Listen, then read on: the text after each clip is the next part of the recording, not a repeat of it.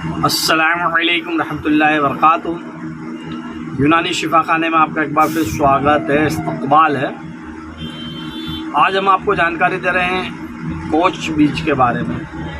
Coach बीज बहुत ही प्रसिद्ध और बहुत ही बेहतरीन दवाई आती है। बहुत समय से कोच बीज का उपयोग किया जा रहा है। कोच बीज का च्यवनप्राश भी आता है, कोच पाक कर भी मिलता है, कोच का पाउडर बाज़ार में बना बनाया भी मिलता है और कोच के बीज भी मिलते हैं। ये बड़ी आसानी से किसी भी पंसारी की दुकान पर मिल भी जाता है। कोच बीज के अनेक और अनगिनत फ़ायदे हैं। आज हम आपको कुछ मुख्तसर से यानी कि कुछ फ़ायदों के बारे में जानकारी दे रहे हैं। कोच बीज देखिए स्क्रीन पर हमारे साइड में हम बता भी देते हैं। इसे कोच बीज कहते हैं। ये काले भी होते हैं और सफ़ेद भी होते हैं। इसका पाउडर आपको आयुर्वेदिक दुकान पर बड़ी आसानी से मिल जाता है। आप लाइए, इस्तेमाल कीजिए, इसके कुछ फ़ायदे समझ लीजिए।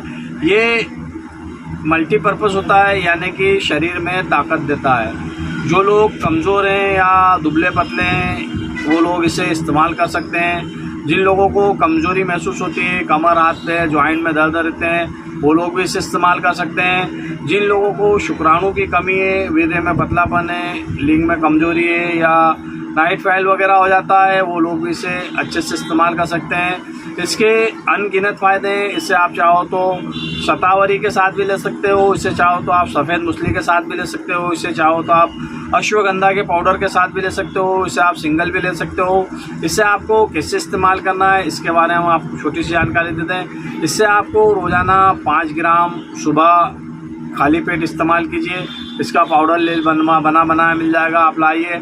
इसे आप 5 ग्राम के समथिंग पाउडर मिला लीजिए। आपको ऐसा लगे स्वाद के अनुसार इसमें आप मिश्री भी मिला सकते हैं या इसके साथ आप कुछ भी एक आइटम या 2 आइटम भी मिला सकते हो, जैसे सफ़ेद मूसली है या फिर शतावरी है, अश्वगंधा है या भिंडी का पाउडर है। कोई भी चीज़ मिला सकते हो आप। इसके साथ मिलाकर भी मिक्स करके भी ले सकते हो। इसके बहुत बेहतरीन बेनिफिट होते हैं। आप इसे इस्तेमाल कीजिए, आपको फ़ायदा हो जाए तो दूसरों को बताइए ताकि दूसरे भी